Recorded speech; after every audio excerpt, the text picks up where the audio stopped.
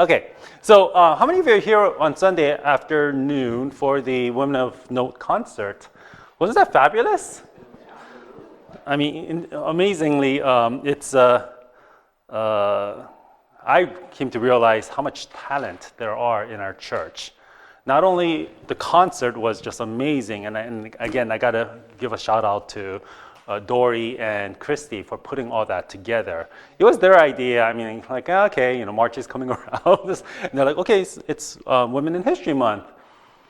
All right, sure, I'm all for that. And they kind of planned, they had the, a vision of, doing a concert, and they kind of grew to having a little festival with it. And then, Bill and I were like, oh, why don't we just tag on and do some Women of Note stuff?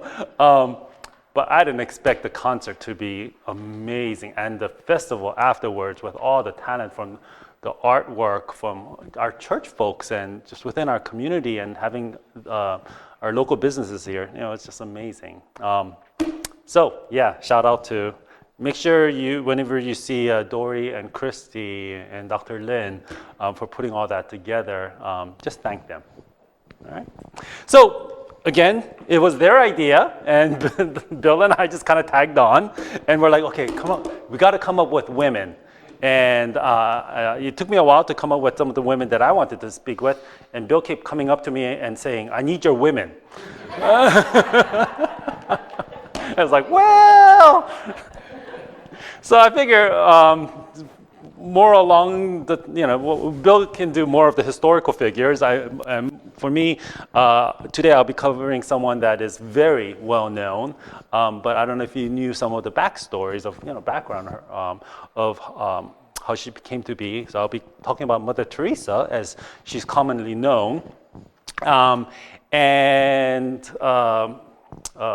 and then next week, I'll be covering some of the women, not just one, but a couple of them, who were part of the holiness movement in the mid-1800s, who were instrumental in some of our faith traditions. So today, we'll be looking at Mother Teresa. Let's join together in prayer.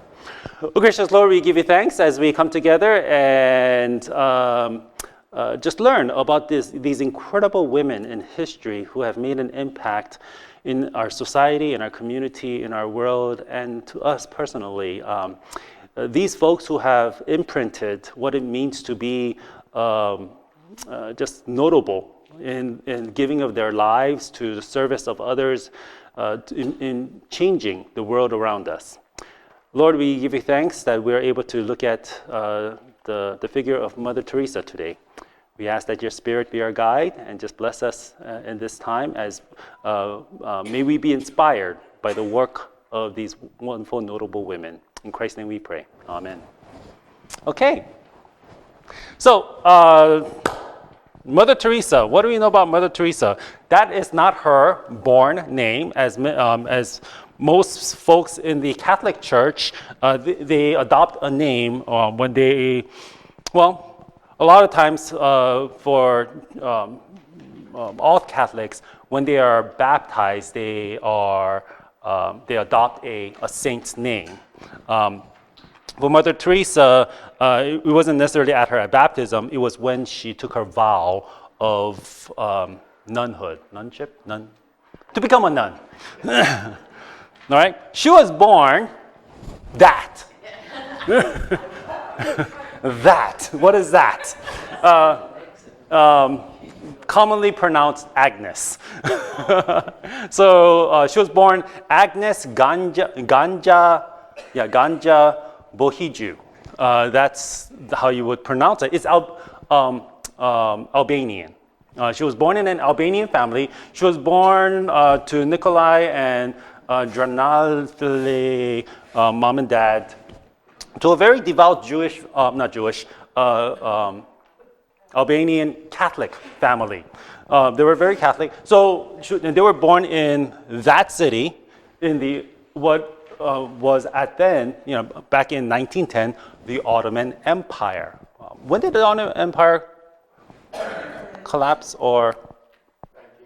Right after World War I. Right, so that'll be 1918? 19? Okay, around there. So it was still Ottoman Empire. It's where what would be now northern Macedonia area.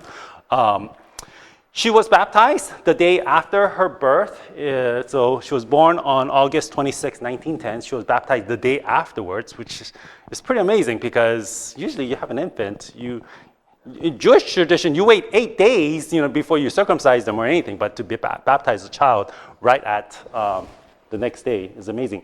And she considers that next day, August 27th, to be her actual birthday.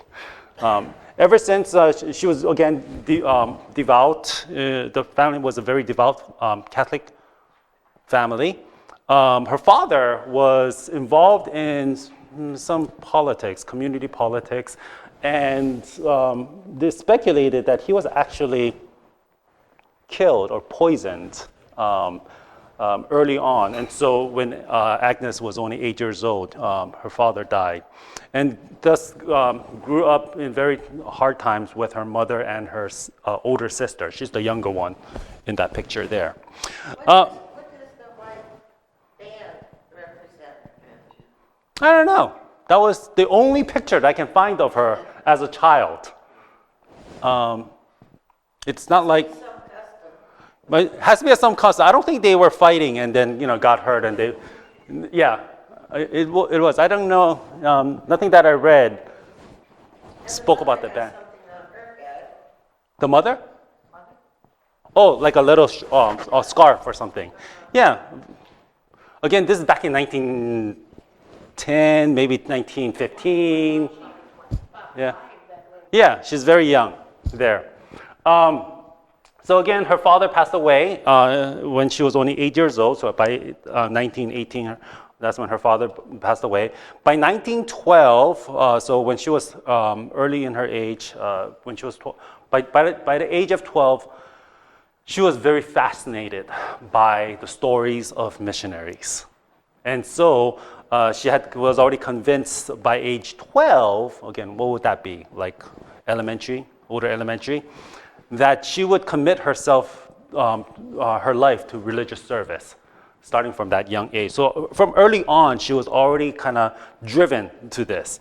But at the age of 18, well, there it is, 12.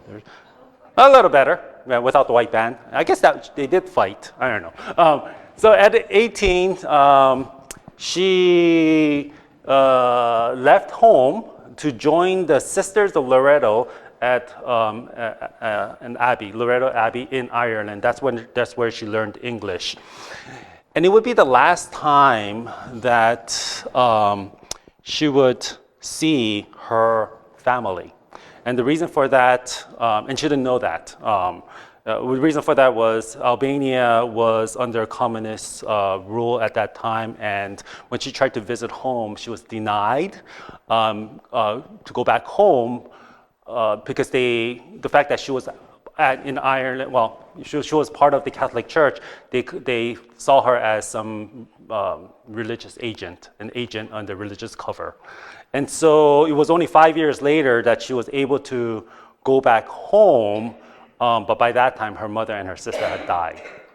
And she wrote at that time, her prayer in her diary, "Dear God, I can understand and accept that I should suffer, but it is so hard to understand and accept why my mother has to suffer.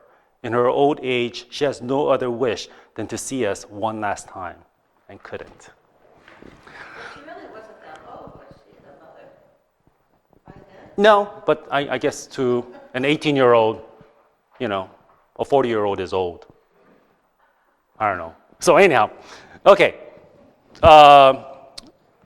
So in 1929, so 1928, so when she was 18, she joined the Sisters of Loretto at the Abbey.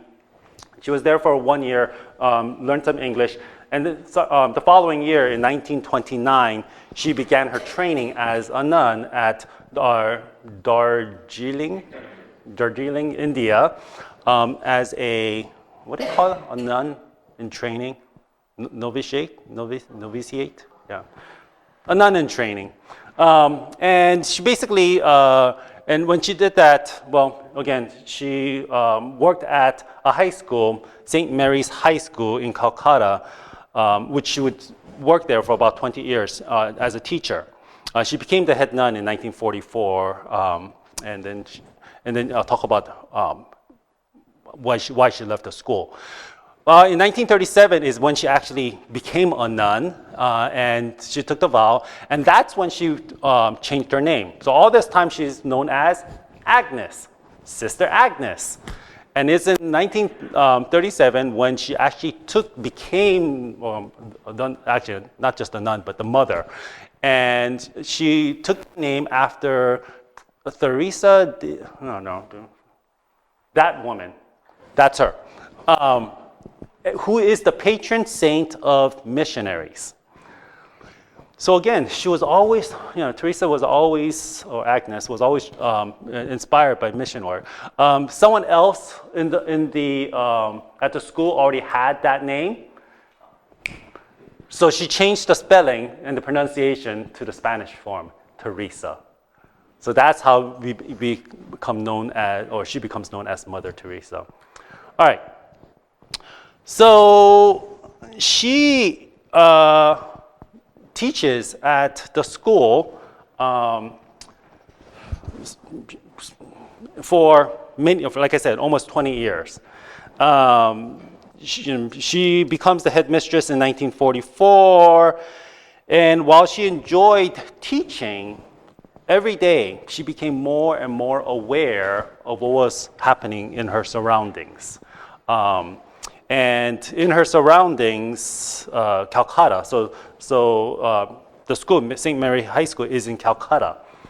And Calcutta, it has always been a poor neighborhood, but in 1943, there was a severe famine, the Bengal famine in 1943, which left the whole region severely devastated with deaths and misery throughout the region. I think it's estimated that about 800,000, between 800,000 and 2.8 million people died because of that famine. Those numbers are just unfathomable, right? So that's how severe that famine was, which you can imagine then the people who are left behind, how severe that is. And then in 1946, there was a huge riot that broke out in Calcutta called the Direct Action Day. Now, what is the Direct Action Day? In 1947 was when India was liberated, or they just got their independence from the British. And I guess in preparation for that, the groups of folks, there were Muslims living in India, and between the Muslims and the Hindus, there were quite a bit of conflict. And there was a push for their own statehood or independence and things like that. Anyhow, in 1946, there were some severe riots that caused extreme violence, again, leading to mass devastation throughout Calcutta. And that Direct Action Day riots was in Calcutta. So that just meant that that region was just destroyed, right? And so on one of the train rides home from visiting Darjeeling, where the Loreto school is, going back to Calcutta to St. Mary's High School, where she teaches, she felt this call, and she called it the call within a call. Right? She already had that calling to devote her life to religious, service, and then she already got the call, and she's become a nun. And then, again, as a head of that school, she was the Mother Teresa. She already had that call, but then she said she had a call within her call.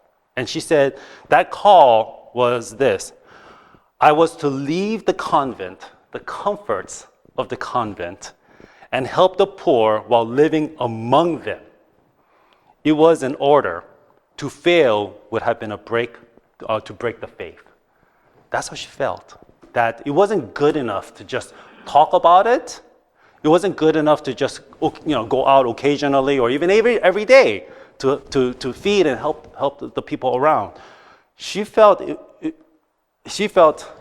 her calling to go and live among them and to really be with them.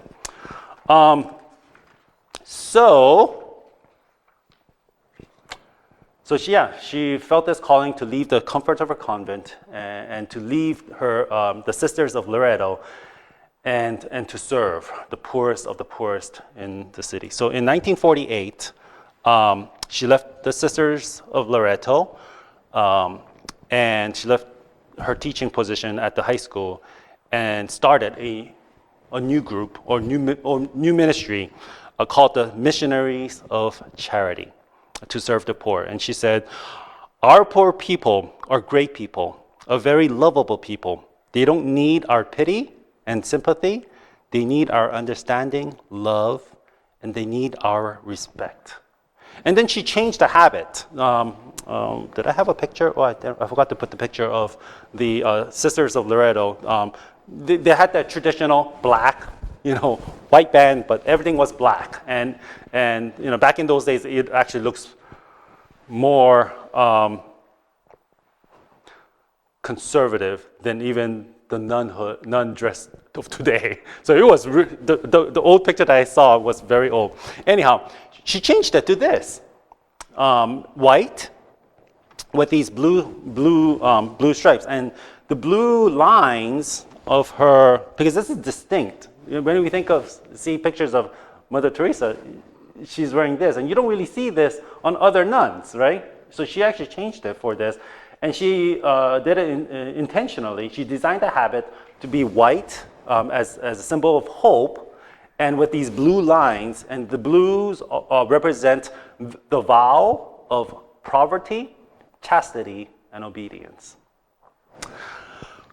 She spent the first year at a hospital getting medical training to be able to help the poor. And she received from the Indian government Indian citizenship that year. So then as she's serving, initially, again, she was the only one out there. She didn't receive any money. She didn't receive any aid. And so she basically had nothing. And all she did was work. And initially, she said that it was hard because she had to beg for everything. She had to beg from people to help the poor. And she said this, our Lord wants me to be a free nun, covered with the poverty of the cross. Today I learned a good lesson. The poverty of the poor must be so hard for them. While looking for a home, I walked and walked till my arms and legs ached.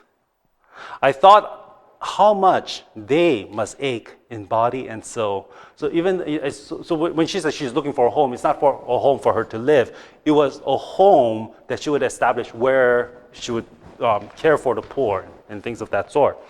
I thought how much they had ached in body and soul, looking for a home, food, and health.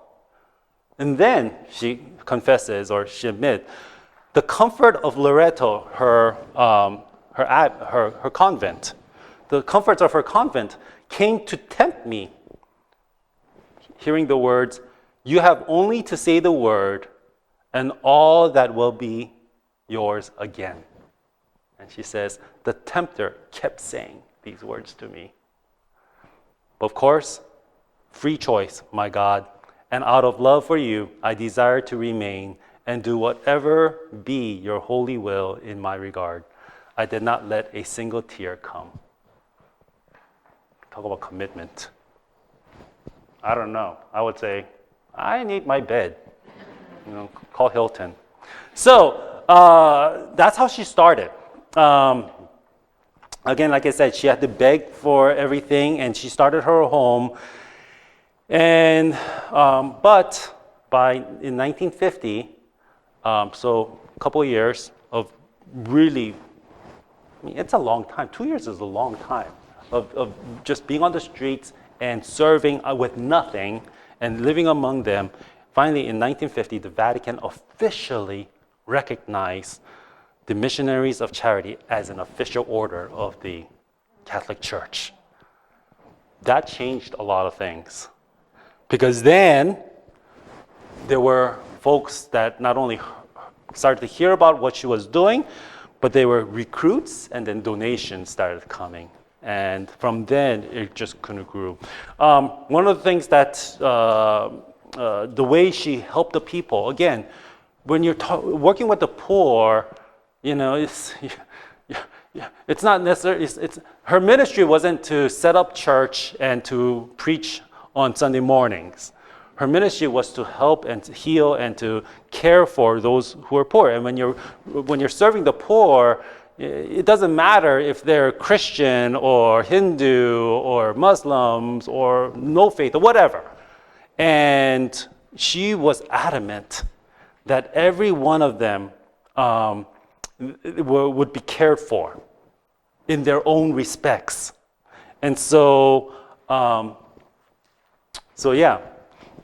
Muslims, she said, Muslims would be read the Quran. So as they, and as they did her service, and she started having these recruits, these young women that kind of joined her in her ministry, they knew that they couldn't save everyone, but what they were deeply committed to was that every person would die with dignity.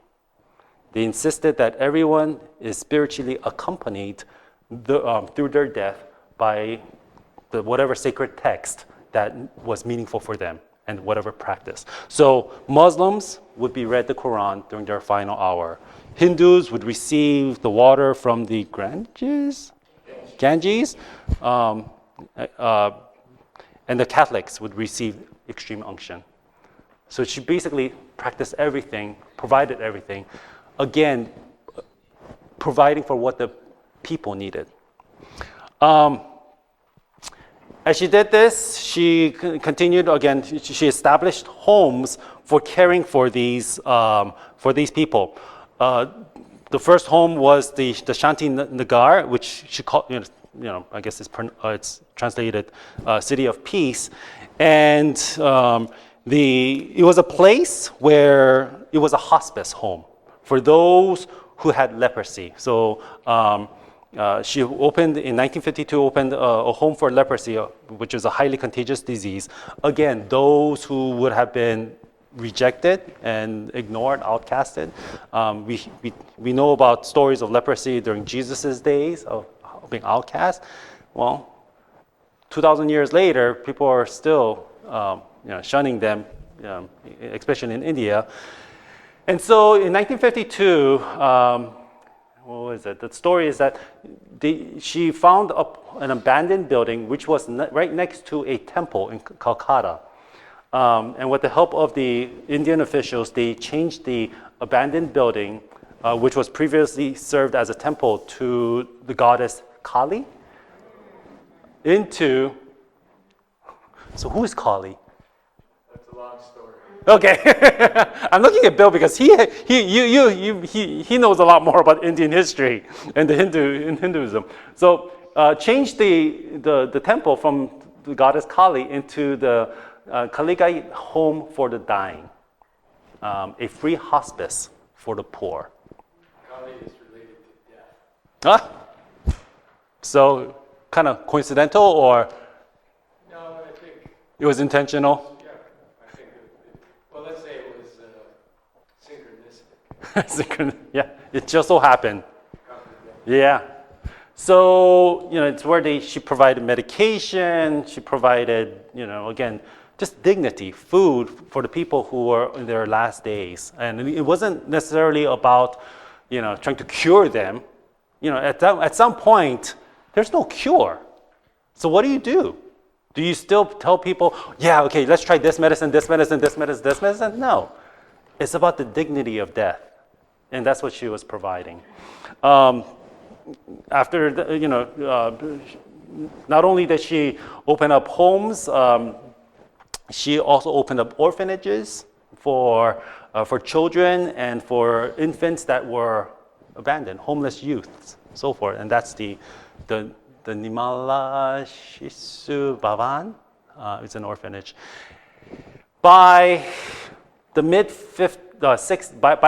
the 1960s, the missionaries of charities have grown by this time, and tons of donations, and they started opening homes all over India, all throughout India, hospice homes and orphanages and places where the poor could find respite. By the mid-1960s, the missionary work went beyond India throughout the world. In 1965, they opened up a hospice home in Venezuela. They opened up homes in Rome, Tanzania, Austria in 1968. And by the 1970s, there are missionaries of charity homes even here in the US. US, Asia, Africa, Europe, everywhere by the 1970s. In 1979, she got the Nobel Peace Prize. Some of you might remember this, right? We were all around, right? Yeah. She received the Nobel Peace Prize for her work in the struggle to overcome poverty and distress. And it's like, well, how is that peace? It's like, peace, like in war peace? It's just no, because and well, you'll hear it in what she says, that poverty is what causes people to be in conflict and not at peace in their own souls. As y'all know, when you, I guess when I don't know, I don't have it. So if you've ever won the Nobel Peace Prize, you would know that there's a big banquet that comes with it. And apparently the price tag of that banquet is about $192,000 back in the 1979. I know, it's a big party. It's like, and what do you think Mother Teresa did? She said, no, I'm not going to have that. Use the money to go to the poor and the people of India. And then she gave this speech, right here. At the hour of death, we are going to be judged. So this is her Nobel Peace Prize speech. And, of course, as a Catholic nun, she talks about a conviction of her Christian faith. She says, at the hour of death, we are going to be judged on what we have been to the poor, to the naked, the homeless. And he makes himself the hungry one. Who is she talking about? He himself. Jesus. He makes himself that hungry one, that naked one, the homeless one. Not only hungry for bread, but hungry for love. Not only naked for a piece of cloth, but naked for that human dignity. Not only homeless for a room to live in, but homeless for that being forgotten, being unloved, uncared, being nobody to nobody, having forgotten what is human love, what is human touch, what is to be loved by somebody. And he says, whatever you did to the least of these, my brethren, you did to me. It is so beautiful to us to become holy in this love, for holiness is not a luxury of the few. It is the simple duty for each one of us. And through this love, we can become holy in this love for one another. And today, when she received it, when I have received this reward, I personally am most unworthy. And I am personally most unworthy. And I have avowed poverty to be able to understand the poor. I choose the poverty of our people, that I am very happy to receive it in the name of the hungry, of the naked, of the homeless, of the crippled, of the blind, of the leprous, of all those people who feel unwanted, unloved, uncared, thrown out by the society. People who have become a burden to the society and are shamed by everybody. kind of pierces you, doesn't it? I think she would have liked the Gospel of Gospel of Luke. This was her Nobel Peace Prize, a portion of her speech.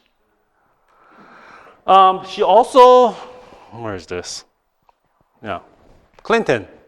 In 1995, she also spoke at the National Prayer Breakfast in Washington.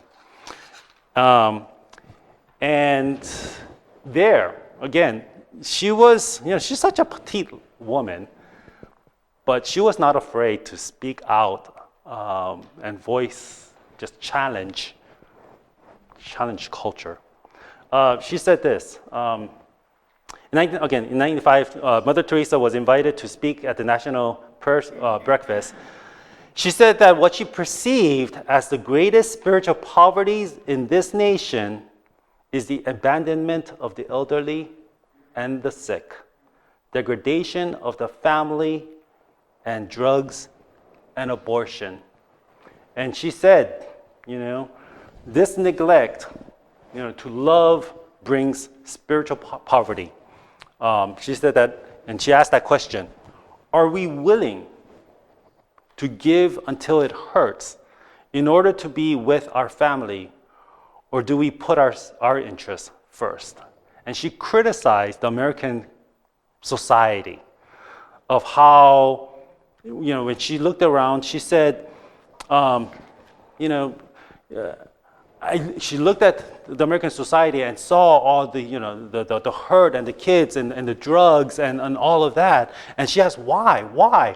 When the West has so much more than what she sees in Calcutta or a lot in the world. But why is there so much devastation here in the West, in the United States? And she attributed it to the spiritual poverty, saying that families are broken here. Moms and dads are so busy with their work that they neglect the children. And so the children, as they are longing for love and longing for belonging, are neglected from that. And so where else do they turn? And she said they turn to the streets. And that is why. So she was a very powerful person, but she's not one without controversies. And two of the key controversies that's around Mother Teresa, actually, these aren't just the two, but there's one more, but I'll talk about that later, is her stance on abortion. Okay, she's Catholic. But she was a staunch opponent of abortion. The words that she said, the greatest destroyer of peace today is abortion. Because if a mother can kill her own child, what is left for me to kill you and you kill me? There is nothing between. And she would just, kind of make you guilty. So this is one area that a lot of people criticize her stance while caring for all these people, understanding the overpopulation and all of that, and yet she had this incredible this stance about abortion. Another criticism that she would receive was the fact that her clinics didn't have adequate care for the sick.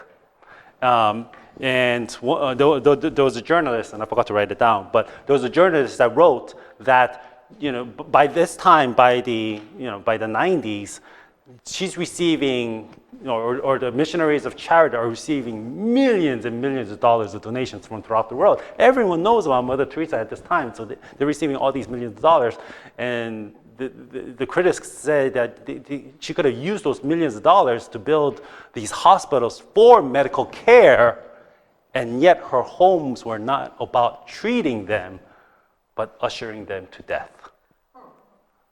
I know. Mother Teresa believed the sick must suffer like Christ on the cross. That was one of the criticisms of her, saying that what she was doing was more, some of them called her, accused her of proselytizing, basically ushering them to accept Christ and die rather than treating them. But, I think what the critics just don't understand what she was doing. It was all about caring, compassion, and walking alongside those who are ill. Sometimes, again, when you are so sick, there is no medicine other than compassion. This is going much faster than I thought. She died in September 5th, 1997. She started having health issues as early as in the 80s, in 1983. She suffered a heart attack while visiting Pope John Paul II in 1983 at Rome. I guess you can have a heart attack while visiting the Pope. And she suffered a second heart attack a few years after that in 89, and then received a pacemaker. And when she received the pacemaker, again, critics accused her of receiving medical care or not giving medical care for those in her home. It's like, so, but she was criticized for receiving a pacemaker in 1989. A couple of years after that, she ended up having pneumonia, and her health really started to fail. And she, by 1991, she wanted to step down from being the head of the Missionaries of Charity. But the sisters, they all did a secret vote, and they asked her to remain, and she agreed. Pretty much almost to the very end. In 1996, the year before her passing, again, she fell, broke her collarbone. 4 months after that, she caught malaria, heart failure. They even did an exorcism on her, thinking that it was the devil that was causing her all these pain. But eventually, she passed away in September of 1997. And there was a week-long she was placed in an open casket funeral for a week. So it was a week-long funeral. Almost immediately after her death, the church began the process of beatification, which is the canonization process to make her a saint. And if you know anything about that process, in order to become a saint, it's not good enough for you to be a good person. You have to do miracles, at least 2. Yeah, you have to do 2 miracles. And they have to be documented. Well, you think Mother Teresa cared about documenting miracles or whatever? No. So there was nothing there. But people or her followers kept pushing for her sainthood. In 2002. So she died in 1997, and so 5 years later, 2002, the Vatican finally got a story, a word that in 2002, an Indian woman was healed from a tumor in her abdomen after applying or placing a locket that had a picture of Mother Teresa in it. Yep. So that became documented. Miracle number 1. And then in 2015, it takes a long time. 2015, a Brazilian man, and a story came about where a Brazilian man was cured of multiple tumors after learning about Mother Teresa. And Pope Francis went over and said, okay, accepted that. And so Mother Teresa was canonized on September 4th, 2016, the year afterwards.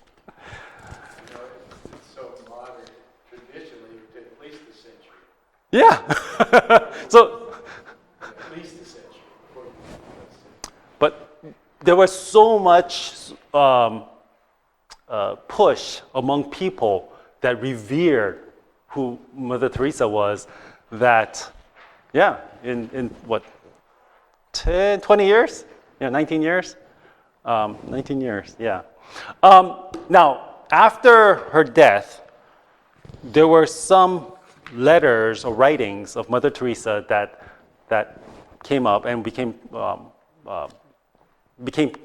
public about 10 years after her death. You guys remember these? It was on the news? Okay. So there was a collection of writings that Mother Teresa had wrote during her darkest hours. It's actually it's in a book called The Darkest Night of Her Darkest Night of Her Soul or something like that. Anyhow, it's a collection of writing that Mother Teresa wrote that no one knew about except for her and whoever that she confessed to. And of course, later on, it was. So what she wrote. Oh, here it is. So this is an excerpt of one of the things that she wrote. There are several of these letters, but this is one of it.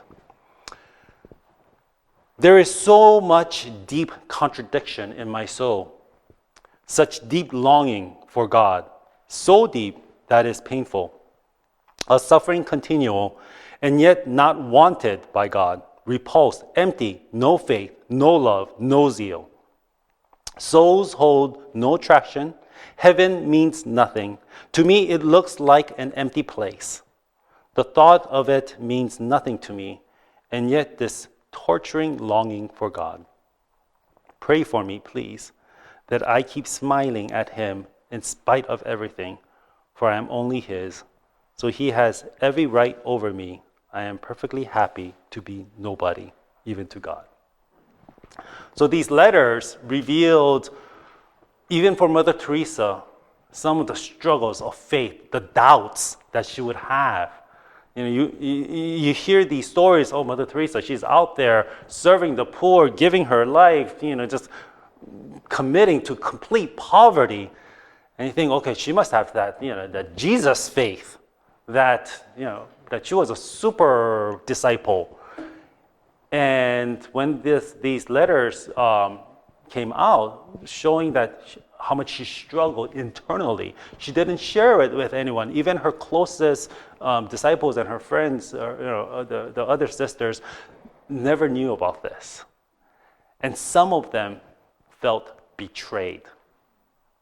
They felt like they looked to her as having this faith, this incredible faith, that to be able to look upon her with that faith, it gave them hope, saying, yes, if she has it, then I can have it too. And that's what drove some of them. So when they saw her or read these letters, and it showed how much she struggled, some of them were very much disillusioned. And yet, for some others, they looked at these letters, and it inspired them even more to show that even Mother Teresa was human. She was not a robot. She was not this superhuman that, sure, Jesus can resist those temptations in the wilderness. Mother Teresa can commit herself to a life of poverty, but not me, because I'm not them. Well, these letters, it inspired people to say, okay, it's okay to doubt. It's okay to struggle. It's okay to have these nights, the deep longings, and still be faithful. And to take each day at a time is part of walking in our faith. So that's Mother Teresa. Any questions, thoughts, reflections? Is that what we said on Sunday? Really, without doubts and your journey, what's faith for? I mean, that's what faith is. Yeah, what is faith? Faith is not about facts, right? right? Sometimes people keep saying, well, if I see it, I'll believe it. Well, that's not faith, you know? With the money that she received, what did she do with it? Where did all that money go? But by the time that she died, there were like hundreds of these homes, these ministries throughout the world. So all the money was given to the poor. She didn't take anything of it. And she continued to live her life of poverty, and she continued to, and her sisterhood, or the missionaries of charity, is now a huge ministry of the Catholic Church. It continues to do what it does, and the money that comes in, it's not for them. Yeah. Now, is there an accounting practice? I hope so. There is, because I know there was a quote that I came across from the CEO of the Missionaries of Charity. So there's an administrative board now, because it's become established. I don't know their salaries. There is compensation. I'm sure there's compensation for the administrative staff, but not for the nuns that... Thinking of her life of poverty, did she not eat? Did she have to beg for her food? Who made her habit? Where did she get that from? Yeah. Yeah. So early on, yeah, she begged for everything. Yeah. It took 2 years for her to get her. That goes through a big process before they allow you to form any sort of sub. Yes, an organization or a ministry. Yeah. So yes, she left her convent in 1948, and it was recognized in 1950. So yeah. And again, during that time, she had no support. There was no government aid. She just lived among the poor, walked with the poor, ate with the poor, and slept with the poor. Did the Indian government support her at all? They did afterwards.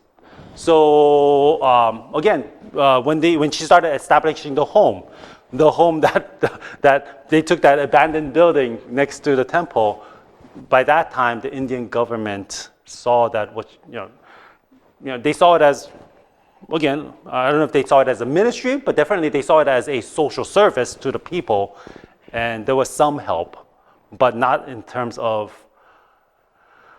$1 billion grant or anything like that. They provided the space. Some of the pictures that I saw of these homes, I mean,